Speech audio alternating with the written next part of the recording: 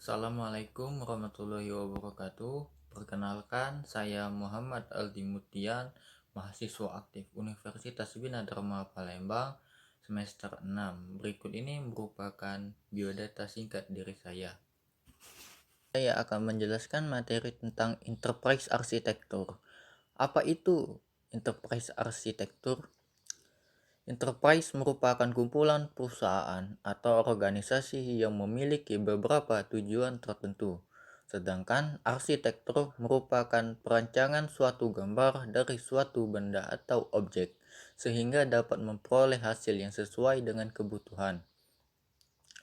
Enterprise arsitektur menurut para ahli. Menurut Surendro tahun 2009, Enterprise arsitektur merupakan kumpulan prinsip, metode, dan model yang bersifat masuk akal yang digunakan untuk mendesain dan merealisasikan sebuah struktur organisasi enterprise, struktur organisasi, sistem informasi, dan sistem infrastrukturnya.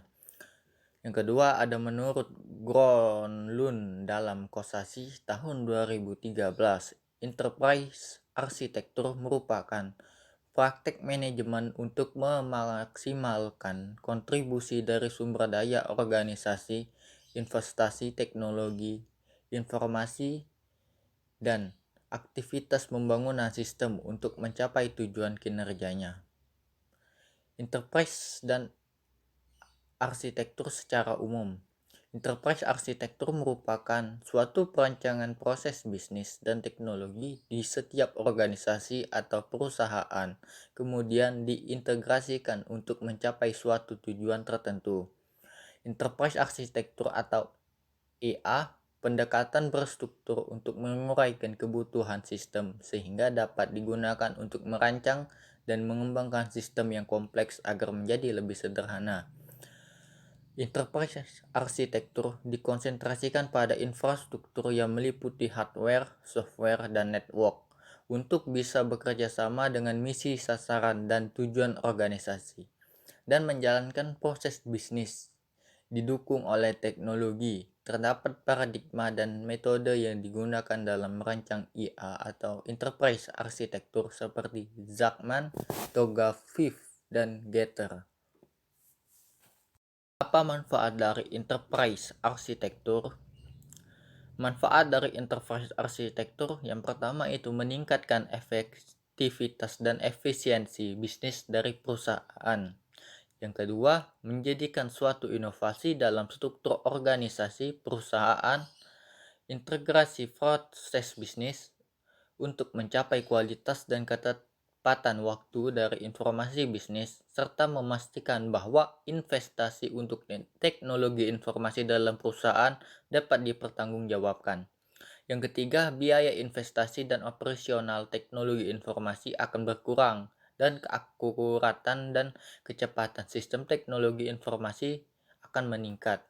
Bagaimana perencanaan enterprise arsitektur?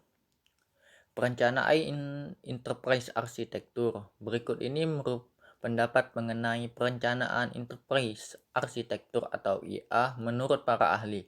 Perencanaan arsitektur enterprise menurut James Martin yang menggunakan metodologi informasi engineering adalah perencanaan yang ditujukan untuk meningkatkan sumber daya modal, manusia, dan sistem informasi guna mendukung pencapaian visi bisnis. Ulum tahun 2008 halaman 10. Yang kedua itu ada perencanaan arsitektur enterprise menurut Whitherbe yang menggunakan teknologi 4-stack model adalah fondasi untuk mengembangkan sebuah portofolio aplikasi yang selaras dengan tujuan perusahaan dan memiliki kemampuan untuk menciptakan keunggulan di atas pesaing. Ulum tahun 2008 halaman 12. Tiga ada perencanaan arsitektur enterprise menurut Tozer adalah pendekatan yang praktis dan formal yang berdasarkan pada konsep strategi bisnis yang menentukan cara mengeksploitasi sumber daya SI atau TI beserta pemanfaatannya. Rapiyadi tahun 2008 halaman 8. Yang keempat menurut Pricewaterhouse Waterhouse, perencanaan arsitektur enterprise merupakan perencanaan yang didasarkan pada 4 hal, yaitu arah dan tujuan organisasi, prioritas strategi SI atau TI, nilai pemanfaatan SI atau TI, dan yang terakhir pengalaman praktis yang mendukung teori. Rapiadi, tahun 2019, halaman 13. Selanjutnya, apakah fungsi enterprise arsitektur? Fungsi enterprise arsitektur berfungsi sebagai penyedia cetak biru atau kerangka dasar atau biasa disebut blueprint untuk sistem yang dan selama proses berlangsungnya proyek pengembangan sistem tersebut. Selanjutnya, konsep dasar enterprise arsitektur. Enterprise arsitektur merupakan konsep dasar sebuah sistem dalam lingkungannya terletak pada elemen-elemennya, hubungannya, serta prinsip dari rancangan dan evolusinya. Arsitektur diperlukan untuk mengelola sistem yang besar seperti gambaran struktur organisasi, yang kedua proses bisnis di dalamnya, yang ketiga dukungan aplikasi, dan yang keempat infrastruktur teknis. Sebagai contoh, seorang arsitek perlu untuk mendiskusikan arsitektur dengan para stakeholder, kemudian menjelaskan arsitektur serta dampaknya kepada semua stakeholder yang terlibat. Apa itu stakeholder? Stakeholder merupakan seorang individu, kelompok, atau organisasi yang memiliki kepentingan atau ketertarikan dalam atau sebuah pertimbangan terhadap sebuah sistem. Definisi menurut Open Group tahun 2011. Enterprise merupakan kumpulan organisasi yang memiliki tujuan yang sama dan produk akhir yang sama. Enterprise arsitektur merupakan satu kesatuan yang saling terkait tentang prinsip, metode, dan juga model yang digunakan dalam desain dan realisasi dari struktur organisasi, proses bisnis, sistem informasi, dan infrastruktur dari sebuah enterprise. Enterprise arsitektur mencakup inti-inti dari bisnis, TI, dan evolusinya. Oleh karena itu, tanpa arsitektur yang bagus akan sulit untuk mencapai kesuksesan bisnis. Sebuah enterprise arsitektur yang baik menyediakan kebutuhan mendatang untuk menyeimbangkan dan membantu translasi kebutuhan tersebut dari bentuk strategi perusahaan menjadi operasi sehari-hari. Berikut di bawah ini merupakan gambaran dari komunikasi antara stakeholder dan arsitektur yang nantinya model, view, presentasi, dan analisis arsitektur membantu untuk menjembatani komunikasi antara arsitektur dan stakeholder. Selanjutnya, apa saja domain enterprise arsitektur? Terdapat 4 domain dalam enterprise arsitektur sebagai berikut. Yang pertama, business arsitektur. Business arsitektur atau arsitektur bisnis ini membuat chain atau rantai nilai tetap terhubung kuat dan mampu melakukan tugas yang ada. Yang kedua itu ada application arsitektur. Application arsitektur atau arsitektur aplikasi itu transposisi logika bisnis menjadi aplikasi fungsional menjadi lebih lazim di lingkungan bisnis yang didorong oleh teknologi saat ini. Membangun aplikasi yang kompleks membutuhkan perencanaan strategis. Jika tidak lebih dari manajemen proyek. Satu-satunya dilema menarik yang dihadapi banyak bisnis adalah apakah membangun atau membeli solusi.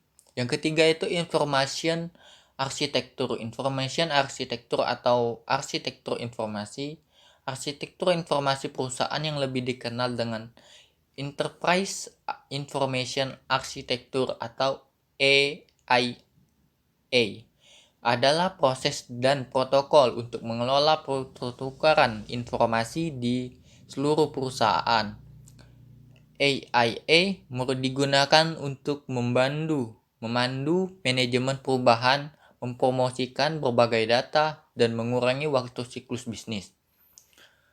Yang terakhir ada teknologi arsitektur. Teknologi arsitektur atau arsitektur teknologi domain ini menjelaskan software, perangkat lunak, dan hardware atau perangkat keras yang diperlukan untuk mengimplementasikan bisnis data dan layanan aplikasi. Teknologi perusahaan terkadang dapat mengaktifkan atau menonaktifkan perusahaan dalam pelaksanaan strategi bisnisnya. Memilih server, perangkat, database, perangkat lunak, dan jaringan harus terhubung ke seluruh kebijakan dan tujuan arsitektur bisnis Anda. Adapun beberapa hal yang harus dipertimbangkan saat menyusun enterprise arsitektur atau EA sebagai berikut. Yang pertama itu ada security atau keamanan, yang kedua itu cloud computing, yang ketiga itu data. Faktor pendukung EA atau enterprise arsitektur. Yang pertama itu penyesuaian bisnis TI dianggap sebagai instrumen penting untuk mewujudkan efektivitas organisasi. Yang kedua itu ada enterprise arsitektur diposisikan dalam konteks pengelolaan enterprise. Yang ketiga itu arsitektur merupakan instrumen strategi dalam memandu organisasi menjalani arah pengembangan yang terencana. Selanjutnya ada keuntungan enterprise arsitektur. Ada 6 keuntungan enterprise arsitektur. Yang pertama itu dapat menangkap fakta tentang misi, fungsi, dan landasan bisnis dalam bentuk yang dipahami untuk mendukung perencanaan dan pengambilan keputusan yang baik. Yang kedua itu dapat memperbaiki komunikasi di antara organisasi TI dan bisnis dalam perusahaan menggunakan kosakata standar. Yang ketiga itu ada fokus pada penggunaan strategi dari teknologi untuk pengelolaan informasi perusahaan yang baik dan meningkatkan konsistensi, akurasi, tepat waktu, integritas, kualitas, ketersediaan, akses, dan berbagai informasi pengelolaan TI di perusahaan. Yang keempat itu ada mencapai skala ekonomi dengan menyediakan mekanisme berbagai layanan di seluruh bagian perusahaan. Yang kelima, mempercepat integrasi sistem yang eksis, migrasi, dan yang baru.